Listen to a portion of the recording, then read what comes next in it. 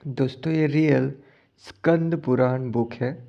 पिछले वीडियो पे हमने जहाँ तक पढ़ा था उसके बाद यहाँ से पढ़ना शुरू करते हैं।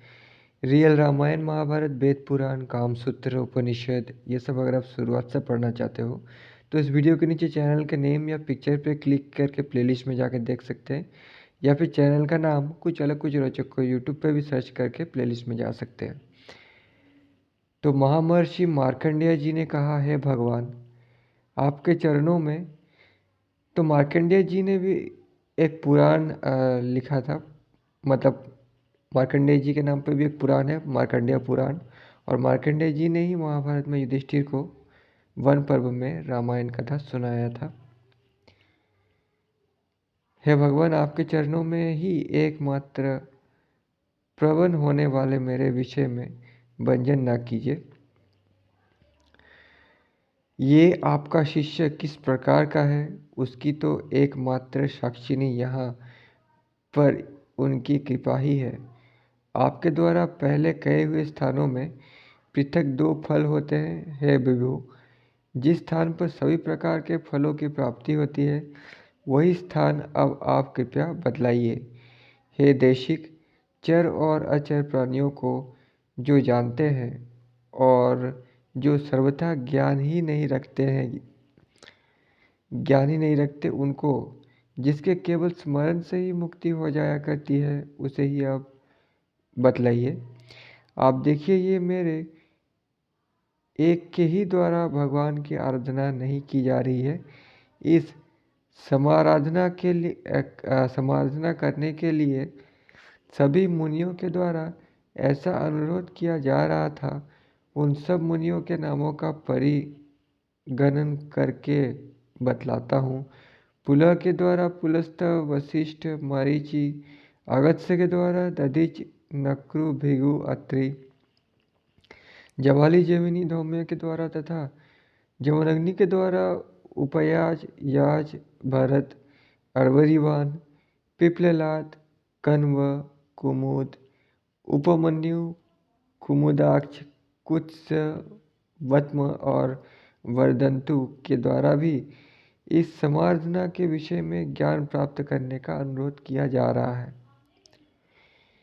विभांडक, व्यास, कंबरीय, कंडू, मांडव्य, मर्तंड, कुक्षी, मांडकर्णी, चंड, कौशिक, शांडिल्य, शाकटाय, कौशिक, सातातप, मधुच्छंद, गर्ग, सौभरी, रोमज, आपस्तंभ, पृथुस्तंभ, भार्गव, उदंग, पर्वत, भारद्वाज, दालभ्य, दांत, श्वेतकेतु के द्वारा भी ऐसा अनुरोध किया जा रहा है।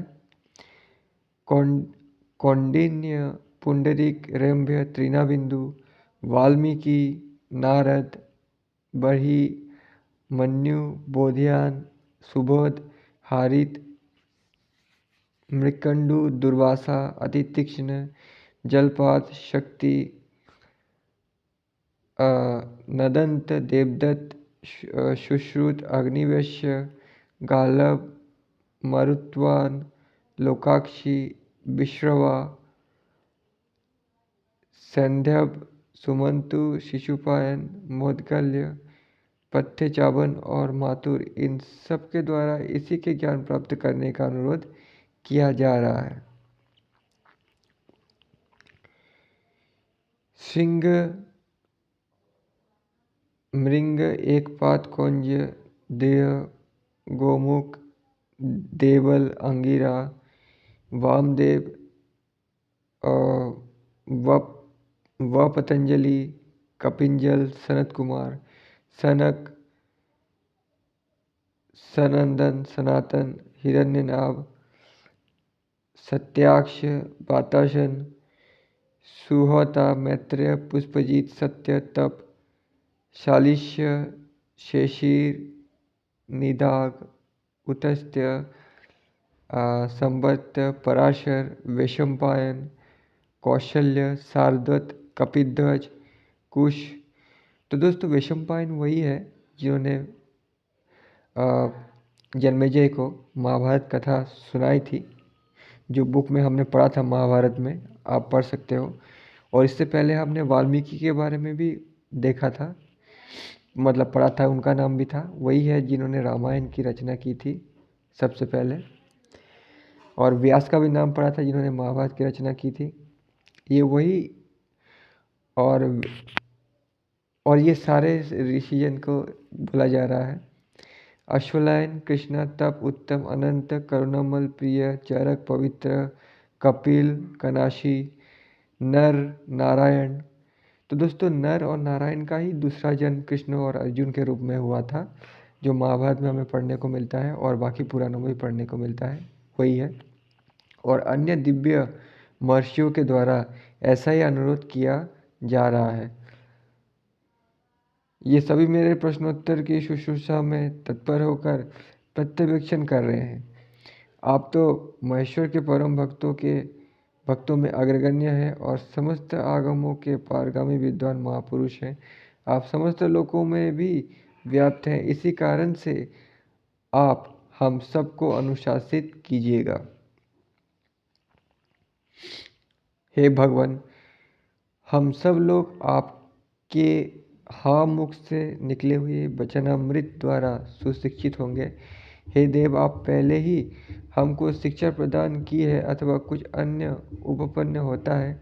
दिव्य आगम, पुराण, परमेश्वर, कात्यायनी अथवा स्कंद या भगवान किंबा आप कौन देखने के योग्य है। आपके चरणों में यदि हम सबकी भक्ति है और यदि हम सबके ऊपर आपका दया भाव है, तो इस परम गोपनीय रहस्य का उद्घाटन करके हम सबके ऊपर आप प्रसन्नता करने के योग्य होते हैं।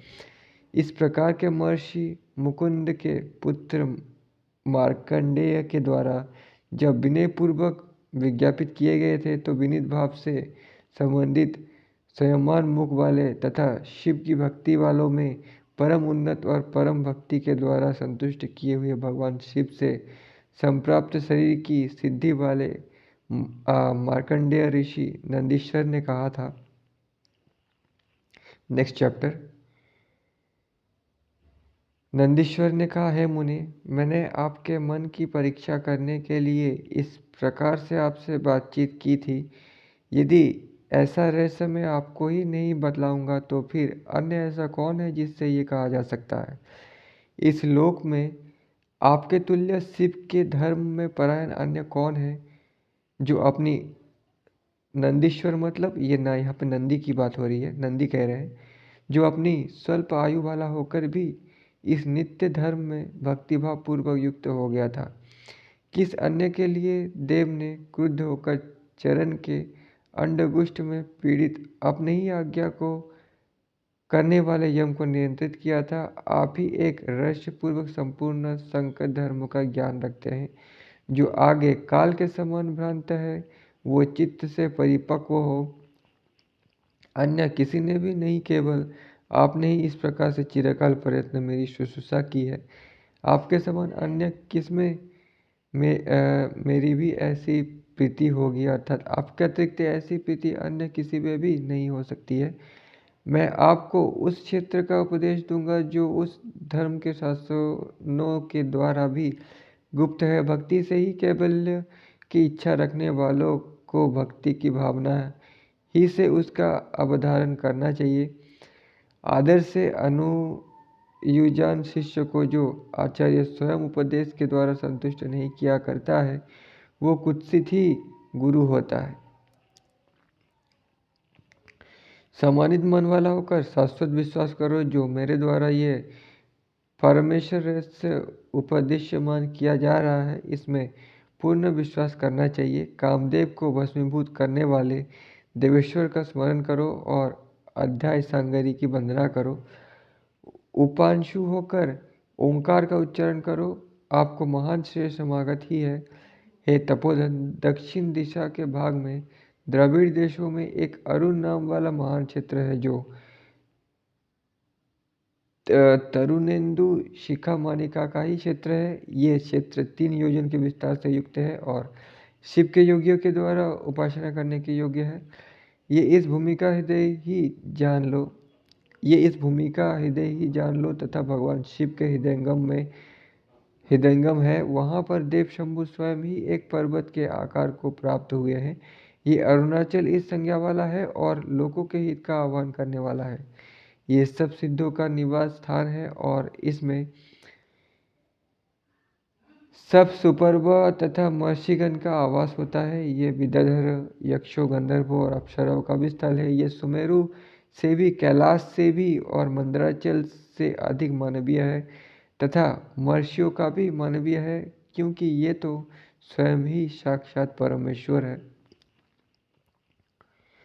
इसमें निवास करने वाला शुद्ध जंतुओं से भी स्वर्ग के निवास करने वाला देवगण भी स्पृहा करते हैं, क्योंकि यहाँ के सभी निवासी बिना ही किसी यत्न के मुक्ति का लाभ प्राप्त करने वाले हैं। देवगण तो यहाँ पर दिवा आवास से भी वंचित रहा करते हैं। यहाँ पर रहने वाले वृक्षों के सदस्य साक्षात कल्प वृक्ष भी नहीं है, क्योंकि जो वृक्ष नित्य ही अपने पत्र, पुष्प और फलों के द्वारा इस पर्वत में भगवान हर का अर्चना किया करते हैं। एकमात्र हिंसा करने की रुचि रखने वाले व्याध भी रूपों के अनुसार अनंत है, जहाँ पर देव के प्रदक्षिण्य फल के स्थान होते हैं, जिसके उपदेश में संचरण करने वाले मेघ जो शिखरों के अभिबंधक है, वे गंगा वाले और हिमवान ये भी अधिक अपने आप को समझा करते हैं, जहाँ पर कीचक भी यानी बांस भी कल ध्वनि वाले, खगों जैसी ध्वनि वाले होकर कवन किया करते हैं। यज्ञ, किन्नर, गंधर्वों के द्वारा दुर्लभ पद का लाभ प्राप्त किया जाता है, जहाँ पर कृष्ण पक्ष के निशा के आगम होने पर स्मरण करते हुए खद्योदेव की आरती देने वाले लोगों के पद का अर्चन किया करते हैं। यहाँ के तटिनी रूप बिना किसी विघ्न और अड़चन अश्लेष करने वाले होते हैं। ये अपने सौभाग्य के गर्भ से देवी अपर्णा का भी अवमानन किया करते हैं।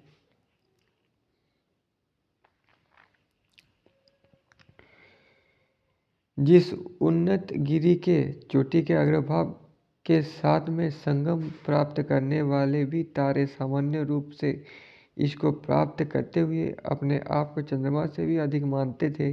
जिस गिरि पर चोटियों में निरंतर चरण करने वाले मृग भी शंभु के पानी का प्रणयी जो मृग था उसको भी अवमानित किया करते थे, अर्थात अपने आप को उससे किसी भी दशा में कम नहीं समझा करते थे। जिस गिरि के पाद के समीप में संचरण करने वाले शबरों ने भी बिना ही किसी प्रयत्न के निकुंभ कुंभ को सदस्यता को प्राप्त कर लिया था। अधिक कथन से क्या लाभ है। इस गिरि के अंग में समारूढ़ होने वाले तरुबिंद तिर्यक योनि वाले प्राणी वर्ग और शबर भी भगवान शिव के साक्षात पुत्र गणेश और स्वामी कार्तिकेय को भी कुछ नहीं समझा करते हैं।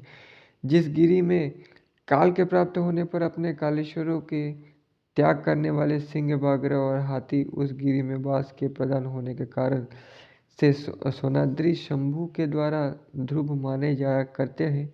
भास्कर नाम वाला पर्वत इस गिरि की पूर्व दिशा में दिखलाई दिया करता है, जहाँ पर सदा अवस्थित हुआ इंद्र श्रवण पर्वत का सेवन किया करते हैं। इसकी पश्चिम दिशा में कोई दंडाद्रि नाम वाला पर्वत स्थित है। उसकी शिखर पर समवस्थित होकर प्राचीनस अरुण पर्वत की सेवा किया करते हैं। सुनाद्री की दक्षिण दिशा में एक अमराचल नाम वाला आद्रि है। काल इसकी आदित्यता का सुनाद्री का सेवन करने को विराजमान रहा करता है। इसके उत्तर दिशा के भागों में सिद्धों के द्वारा अध्यासित कंदरा वाला श्रीद के द्वारा परिपालित त्रिशूलाद्रि विराजमान है। इसके पर्यंत भाग में होने वाले अन्य जो पर्वतों के तप प्रदेशों में दूसरे दिक्पाल उपासना किया करते हैं, जिसने निरंतर सभी धरनी रूहों को धारण किया है, वे आराधना से भी अधिक वैभव को प्राप्त किया करते हैं। भगवान गिरीश के द्वारा जिसके देखे जाने पर समान संबंध होने के कारण मैना और हिमवान पर्वत का प्रमोद और अधिक बढ़ जाया करता है। तरुओं के पल्लवों के लक्ष्य मान जटाधर स्थावर ये शंभु स्वयं जहाँ पर जंगम ईश की भांति विराजमान है। ज्योति से संयुक्त त्वय सिंह के दोनों पार्श्व भागों में स्थित चंद्र और भास्कर वाला उसका अपना तेज लोगों के लिए 3 नेत्रों का होना व्यक्त किया करता है। वर्षा काल के अवसरों में इसके शिखर के नीचे के भाग में अभी नील बलाहक विराजमान रहा करता है, जो कंठ के द्वारा कालकूट विष को ही उद्घाटन करने वाला प्रतीत हुआ करता है। सहस्त्र पादों वाला और सहस्त्र शीर्षों वाला जो ये पर्वतेश्वर है, ये केवल श्रुति के द्वारा ही नहीं कहा गया है, यहाँ पर यह साक्षात उपलक्षित हुआ करता है। अमरों की सरिता भागीरथी गंगा भगवान शिव के सिर में लीन है और पहले शोध भी थे। ये बात कुछ भी अद्भुत नहीं है। आज भी गिरीश जो है उनके सिंघम में अनेक सरिताओं के समुदाय लीन है। शरतकाल के मेघों से जो आच्छादित अपकरक वाला होता है, वो समारूढ़ वृक्षों के वरिष्ठ गोश्रेष्ठ की विडंबना किया करता है, जिसमें सिंह के अग्रभाग में नील लोहित संलग्न रहते हैं। उस समय में स्थावरता होने से स्थारगुंत और गहनता होने ये भीमता और सद्गुरुगम होने के कारण उग्रता को ये धारण किया करते हैं। केवल नाम से ही नहीं, प्रत्युत वस्तुत इसका स्वरूप उग्र हो जाया करता है। जहाँ पर शुद्ध सरीसृप सर्पकंटकों में आस्पद बनाने वाले हैं, जो कि भुजगेश्वर तक्षक और अनंत सर्प आपी के साथ स्पर्धा किया करता है, जो दोनों और 8 कोनों से और विभूतियों से आविर्भूत रहा करता है। बहुत ही स्पष्ट रूप से ये अपनी अष्टमूर्तियों वाला होना मानव प्रकट किया करता है। आद्याशक्ति तरंगिनी ये दोनों स्वयं इड़ा और पिंगला है।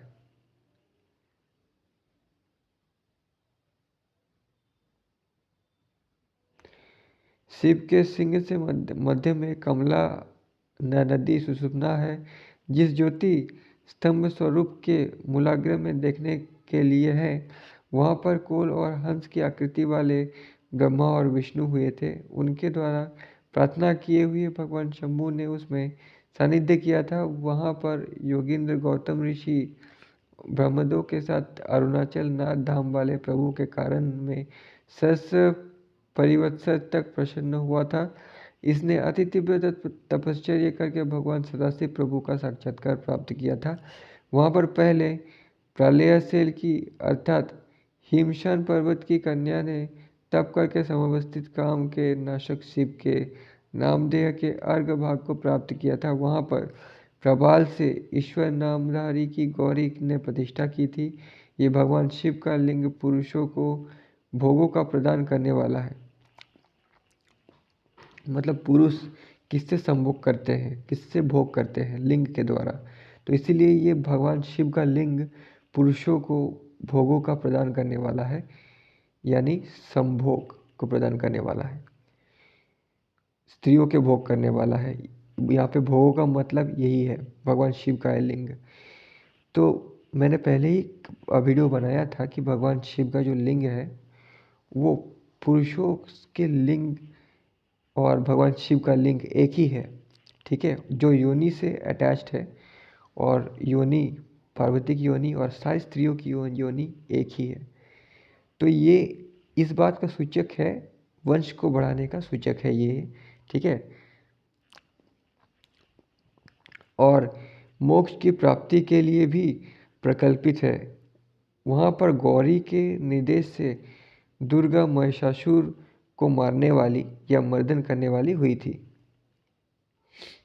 यानी सब कुछ जो भी महिलाएं हैं गौरी के ही स्वरूप है गौरी, इसीलिए यहाँ पे ऐसा कहा जा रहा है। लेकिन गौरी और दुर्गा दोनों अलग है। चंडिका नाम था उनका, जिनको आगे चल के लोगों ने दुर्गा नाम दिया, ठीक है। और 4 हाथ 1 आँख जोड़ दिए। इस पे भी मैंने वीडियो बनाया है, आप देख सकते हैं। मार्कंडेय पुराण में हमने पढ़ा था। ये देवी साक्षात होकर सत्पुरुषों को बिना किसी विघ्न बाधा के मंत्रों की सिद्धि प्रदान किया करती है। वहाँ पर उस गौरी के आश्रम में नूतन खंग तीर्थ इस नाम से विख्यात हुआ था। वहाँ पर एक ही बार निमज्जन करने से मनुष्य के 5 पातकों का विनाश हो जाया करता है। दुर्गा देवी के द्वारा अर्चना किया हुआ ये लिंग पाप नाशन वाला होता है। तो दोस्तों हम शिव के जो शरीर का लिंग है उसी की पूजा करते हैं और ये अच्छा है, ये धर्म था उस समय। अभी के लोग लिंग को गलत समझने लगे हैं, ठीक है, संभोग को भी गलत समझने लगे हैं, लेकिन आपकी मेंटलिटी से तो प्राचीन लोग नहीं चलेंगे ना। दुर्गा देवी के द्वारा अर्चना किया हुआ ये लिंग पापनाशक नाम वाला होता है। एक ही बार प्रणाम कर देने मात्र से ये सब प्रकार के पापों का नाश करने वाला होता है। यानी संभोग का रिस्पेक्ट करना, लिंग का को प्रणाम करना मतलब जो वंश आगे बढ़ाने का जो एनर्जी है उसको प्रणाम करना, स्त्री और पुरुष का जो अट्रैक्शन है उसको प्रणाम करना, रिस्पेक्ट करना। लिंग का प्रणाम करने का मतलब, प्राचीन मतलब यही है। उसके बाद लोगों ने लिंग को एक स्वरूप दे दिया, फिर मतलब जो है इसका जो प्राचीन मतलब है वो खत्म हो गया। वहाँ पर वंजनदूत राजा चित्तसार व्यतिक्रम से फिर उनकी भक्ति के महात्मा से भगवान शिव की सायुज्यता को प्राप्त करने वाला हो गया था।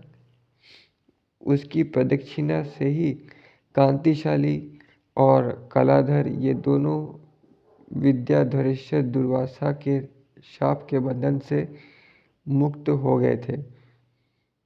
सोनाद्री के अधिक उत्तम कोई भी क्षेत्र नहीं है और पंचाक्षरी ओम नमः शिवाय मंत्र से कोई भी अन्य मंत्र नहीं है। महेश्वर से अधिक उत्तम अन्य कोई भी धर्म नहीं है और देव महेश्वर से बड़ा अन्य कोई देव नहीं है।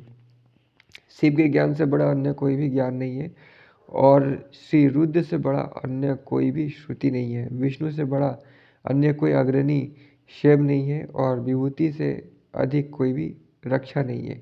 भक्ति से बड़ा कोई अन्य सदाचार नहीं है और रक्षा करने वाले से बड़ा कोई अन्य गुरु नहीं है। रुद्राक्ष के समान अन्य कोई भी भूषा आभूषण नहीं है और शिव के आगमन से अधिक बड़ा कोई शास्त्र नहीं है।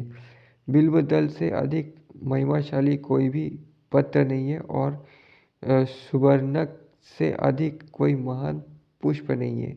इस जगत के वैराग्य से अधिक अन्य कोई भी सुख नहीं है और जन्म मरण के बारंबार आगमन से छुटकारा दिलाने वाली मुक्ति से बड़ा अन्य कोई परम पद नहीं है।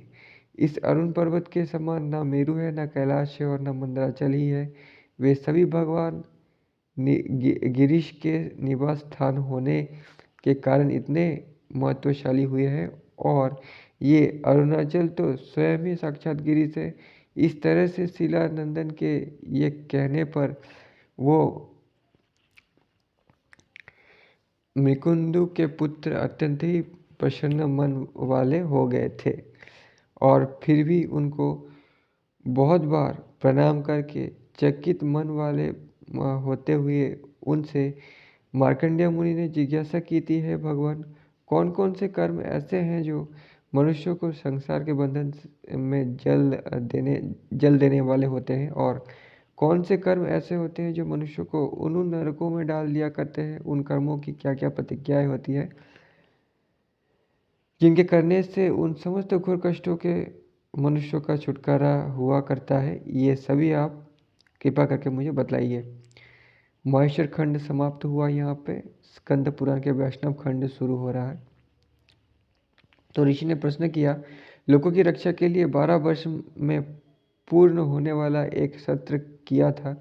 उनके समीप में श्री व्यासदेव का शिष्य महान मतिमान कथाएं कहने वाले रोमहर्षण सूत जी सुसंपन्न उग्र सभा मुनि समागत हुए थे। पौराणिकों में परम श्रेष्ठ सूत जी उनके बहुत अधिक अपरिचित हुए थे। फिर उन श्री सूत जी ने अत्यंत दिव्य स्कंद नामक पुराण को कहा था। सृष्टि संकर वंशों का वर्णन तथा वंशों के अनुचरित का कथन और मनवंतरों का विस्तार पूर्वक वर्णन उनने निवेदित किया था। उन मुनि पुंगवों ने तीर्थों के प्रभावों की कथा का श्रवण करके उन वशी श्री सूत जी से विशेष रूप से श्रवण करने की इच्छा से ये कहा था।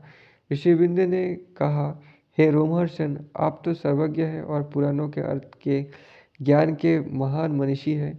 हम लोग सब इस मैतर में गिरिंद्र के महात्मा को श्रवण करने की इच्छा करते हैं। हे महाभाग, आप हमको ये बतलाइए कि कौन से महिधर प्रधान है।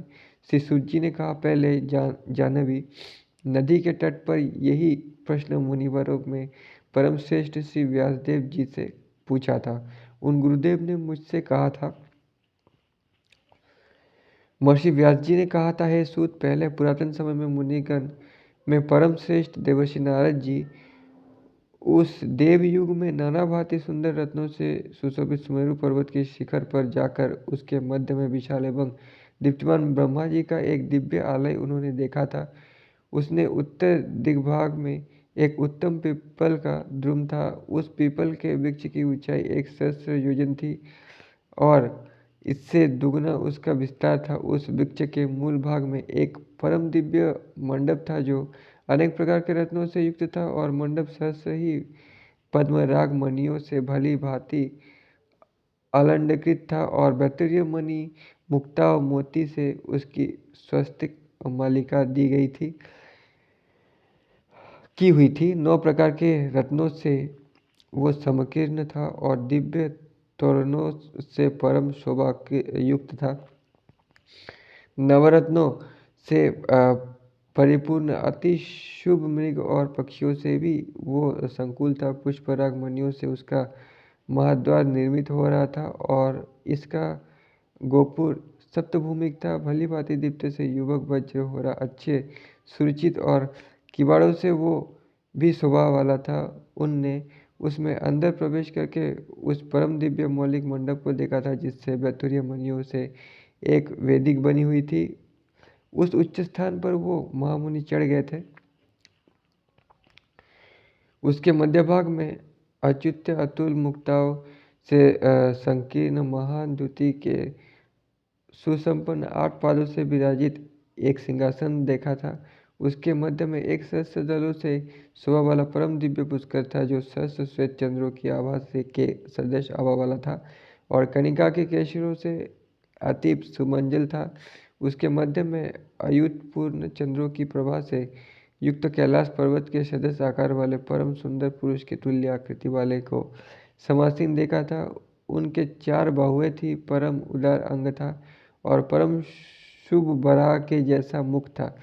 शंख चक्र और अभयदान के वर को धारण करने वाले परम उत्तम पुरुष थे। वो महापुरुष पीताम्बरधारी थे और वो देव पुंडरीक कमल के समान विशाल नेत्र वाले थे। पूर्ण चंद्र और तुल्य सौभ्य मुख से युक्त तथा धूप की गंध से समन्वित मुख कमल वाले थे। सामवेद की ध्वनि से युक्त यज्ञ मूर्ति स्तूप टुंड वाले और स्तुभा के समान नासिका वाले थे। क्षीर सागर के समान और किरीट में समुज्ज्वलित आनंद मुख वाले थे। उनके वक्षस्थल पर श्रीवस्त्र का शुभ चिन्ह था और अति शुभ्र यज्ञ सूत्र से शोभायमान थे। कौस्तुभ मणि की श्री की समुद्रति से संपन्न थे और समुत्पन्न एवं महान उरस्थल वाले थे। तो उस दिव्य पुरुष दिखने में कैसा था वो बोला जा रहा है। शंख चक्र धारण करने वाले, जमुनद से पूर्ण परम दिव्य और सुंदर रत्नों वाले आभरणों से शोभा वाले थे। उस समय उनकी शोभा ऐसी हो रही थी जैसे विद्युत मालों से परीक्षित शरत काल का उज्ज्वल मेघ ही विराजमान हो।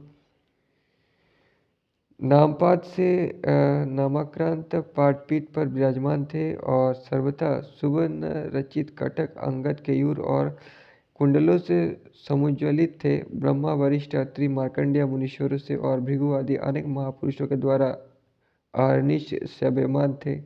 इंद्र प्रभृति लोकपालों के द्वारा तथा गंधर्व और अप्सराओं के गणों के द्वारा वे देवों के भी देवेश्वर सेवित थे जो उनको बारंबार अभिगमन करके प्रणाम कर रहे थे। उन धराधर देव की देवर्षि नारद जी ने दिव्य उपनिषद भागों से स्तवन किया था। उपनिषद भागों से ये परम प्रसन्न होते हुए उन देव की सन्निधि में ही स्थित हो गए थे। इस बीच में परम दिव्य दुदुम्बियों की ध्वनि वहां पर हुई थी। मतलब सभी ने उसको देखकर ही भगवान मान लिया बिना सोचे। इसके अनंतर वहाँ पर सखियों से समन्वित धरणी देवी समागत ही हुई थी और रत्नों के सहित सागर के समान आकार वाली तथा दिव्य अंबरों से समुज्जल वेश वाली थी। सुमेरु और मंदर पर्वतों के आकार वाले स्तनों के भार से वो भरणी देवी सब नमित हो रही थी। तब नवीन दुर्वा दल के समान वर्ण वाली श्यामा और सब प्रकार के आभूषणों से विभूषित थी। इला और पिंगला नाम धारिणी दो शक्तियों के साथ थी। इसके अनंतर वो मही उन दोनों शक्तियों के द्वारा पुष्पों के निश्चल के समीप में प्राप्त की गई थी, अर्थात सखियों के द्वारा पुष्पों का समूह उस धरणी देवी के समीप में उपस्थित किया गया था। उस पुष्पों के समूह को धरणी देवी ने श्रीमान बराहदेव के चरणों के मूल में विकर्ण कर दिया था और उन देवों के देवेश्वर प्रभु को वो प्रणाम करके दोनों हाथों को जोड़कर वहीं पर स्थित हो गई थी। श्री बराहदेव ने भी उन देवी का समालिंगन करके उसको अपनी गोद में बिठा लिया था। फिर परम प्रीति से प्रबल मन वाले देवेश्वर ने उस धरणी से कुशल पूछा था। श्री वराहदेव ने मतलब वरावतार ने कहा, हे देवी, परम सुखावत शेष के मस्तक पर निवेशित करके और तेरे ऊपर लोक को निवेशित करके तथा तेरे सहायक धराधरों को निवेशित करके, हे देवी, मैं यहाँ पर समागत हो गया हूँ। अब आप यहाँ पर किस प्रयोजन से आई हैं?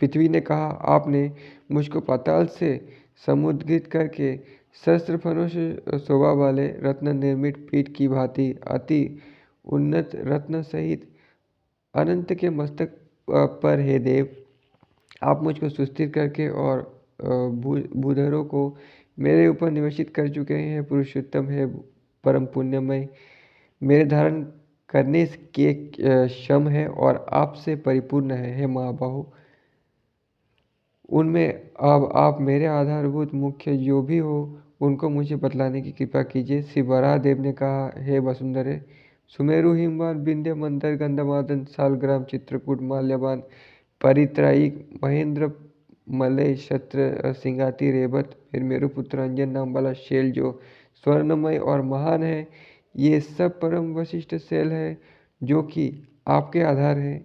ये वे शैल है जिसका सेवन मैंने स्वयं और देवों के समुदाय ने एवं ऋषियों के समूह ने किया था। हे माधवी, इनमें भी जो परम प्रवर है उनको मैं तात्विक रूप से बतलाऊंगा, उनका आप श्रवण करो। शालग्राम, सिंगादी और गंधमादन शैलेंद्र है। हे देवी, हे वशिष्ठ शैल है जो हेमवती दिशा में समाश्रित है। हे वसुंधरे, दक्षिण दिशा में जो प्रतीत होता है उन शैलों को भी बतलाता हूँ। अरुणाद्रि, हस्ती शैल, गिदान्द्री, घटिकाचल, ये सब श्रेष्ठ शैल है जो खीर नदी के समीप में गमन करने वाले हैं। हस्ती शैल से उत्तर दिशा में 5 योजन परिमाण वाली सुवर्णमुखी नाम वाली नदियों में वशिष्ठा एक नदी है।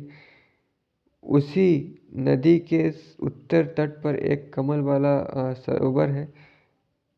उसके तीर पर शुक्र को वरदान प्रदान करने वाले हरि भगवान हैं।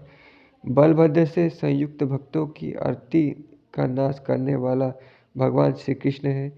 वे वहाँ पर नित्य ही सन्यासी और परम विमल मुनिगणों के द्वारा समाधारित होते हैं। उस कमलाक्ष सरोवर के उत्तर दिग्भाग वाले उत्तम वन में केवल 2.5 कोस की दूरी पर हरि चंदन के वृक्ष से सुशोभित वन में श्री वेंकटाचल शुभ नाम वाला एक महान भगवान वासुदेव का आलय है। वहाँ पर 7 योजन विस्तार वाला 1 योजन ऊंचा एक शैलेंद्र है। हे देवी, ये परम आयत रत्नों के शिखर से समन्वित वो स्वर्णमय है। हे धरे, वहाँ पर इंद्र आदि देवगण, वशिष्ठ, प्रभृति मुनिगण, सिद्ध, मरुदगण, दानव, दैत्य, राक्षस, रंभा आदि अप्सराओं के समुदाय, ये सब नियत रूप से वहाँ पर निवास किया करते हैं।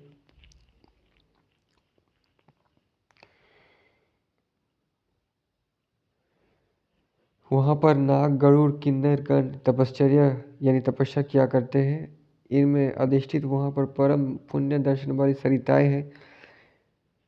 हे माधवी, वहाँ पर अनेक दिव्य सरोवर है। देवी, अब समस्त तीर्थों में जो परम श्रेष्ठ है उनका भी स्मरण कर लो। चक्र तीर्थ, देव तीर्थ, विशुद्धा गंगा, कुमारधारिता। ये तीर्थ पापों का नाश करने वाले हैं। पांडव नाम वाला तीर्थ और स्वामी पुष्करिणी, ये 7 उस शुभ नारायणगिरी में अति श्रेष्ठ तीर्थ है। हे देवी, इन सब में भी परम शुभ और प्रवर स्वामी पुष्करिणी तीर्थ है। इसके पश्चिम तट पर मैं तुम्हारे साथ में निवास किया करता हूँ। इसके दक्षिण तीर पर जगत के पति श्रीनिवास निवास करते हैं। वो गंगा आदि समस्त तीर्थों के समान सागरांबर में है। इस त्रिलोकी में जो भी तीर्थ है, सरोवर और सरिताएं हैं, हे धारे स्वामी सरोवर में उन सब का स्वामित्व प्राप्त हो गया है, अर्थात इसने संपूर्ण तीर्थों के स्वामी होने का पद प्राप्त कर लिया है। हे दिव्य भूधरे, परम पुण्य सूर्यपिनी स्वामी पुष्करिणी की सेवा करने के लिए सभी तीर्थ वहाँ पर निवास किया करते हैं। अब मैं उनकी संख्या भी आपको बतलाता हूँ। उस समय पुण्यमय भूधरत्व में 66 करोड़ तीर्थ है। उनमें भी जो अत्यंत मुख्य है वे वसुंधरा केवल 6 ही तीर्थ है। हे धुरंधर में इस 5 तीर्थ राजो तुम्ब महान गर्भ के समान है। इसमें जो स्थान प्रदान करने वाले मनुष्य हैं उनके गर्भवास के भाई को ध्वंस करने वाले हैं। धरनी ने कहा है, महाबहू महीधर पर आपने 6 तीर्थ बतलाए हैं। काल और विधि के अनुसार उन 6 तीर्थों का भूदेव महात्मा बतलाने की कृपा कीजिए। हे भूधर, उन 6 प्रमुख तीर्थों में जो मनुष्य स्नान किया करते हैं उनको क्या फल प्राप्त होता है, ये भी आप बताने की कृपा करें। श्री वराह भगवान ने कहा, हे माधवी, मैं नारायण का महात्मा तुमको बतलाता हूँ, उसका श्रवण करो। समस्त देवगण, सब ऋषिवृंद, संपूर्ण योगीजन और सनक आदि कृतयुग में यानी सतयुग में अंजनादि को, त्रेता में नारायण गिरी को, द्वापर में सिंहशैल को और कलयुग में यंकटाचल को बतलाया करते हैं। यहाँ पर विद्वान लोग गिरी को परमात्मा आलय करते हैं। एक सहस्र योजन के भी अंत में तथा अन्य द्वीप में भी रहते हुए जो कोई भी इस भूरेंद्र को उसकी दिशा मात्र का उद्देश्य ग्रहण करके भक्तिभाव से नमस्कार किया करता है, वो समस्त पापों से विनिर्मुक्त होकर सीधे विष्णु लोक को चले जाया करते हैं। उनमें 6 तीर्थों का महात्मा भी मैं यथाकाल आपको बतलाऊंगा। हे भद्रे, अब आप बहुत ही सावधान होकर श्रवण करो, जो सन प्रकार के पापों का विनाश करने वाला है। हे वसुंधरे, भुरंधरे और कुंभ राशि पर रवि के संस्थित होने पर माघ मास में पूर्णिमा महातिथि में, जो कि मघा नक्षत्र के संबंधित हो, ऐसे सुयोगों के व्याप्त होने पर कुमारधारी का नाम वाली सरसी परम लोक पवनी है, जहाँ पर पार्वती के पुत्र अग्नि के सम्मुख होने वाले कार्तिकेय विराजमान रहा करते हैं। देवसेना की समायुक्त होकर हे अमले, ये भगवान श्रीनिवास की अर्चना करने वाले हैं। उसमें जो मध्यान्ह के समय में स्नान किया करते हैं उसके पुण्य फल का आप श्रवण करो यानी सुनो। हे धरे, गंगा आदि समस्त तीर्थों में जो नियम पूर्वक स्नान किया करता है, हे जगदात्री, जो 12 वर्ष तक स्नान करता है उसी फल को ये प्राप्त कर लेता है। जो कोई उस तीर्थ में दक्षिणा से युक्त अन्न का दान किया करता है और अपनी शक्ति के अनुसार करता है, वो भी उतना ही फल प्राप्त किया करता है। जो फल हमने स्नान करने को बतलाया है, हे धरे, सूर्य के मीन राशि पर संस्थित होने पर पौर्णमासी तिथि में, जो कि उत्तरा फाल्गुनी नक्षत्र के युक्त हो, चतुर्थ उत्तम काल में 5 तीर्थों में प्रमुख गिरी गवर तुम्ब तीर्थ में जो स्नान किया करता है, हे देवी, वो मनुष्य पूर्ण गर्भ से नहीं जाया करता है।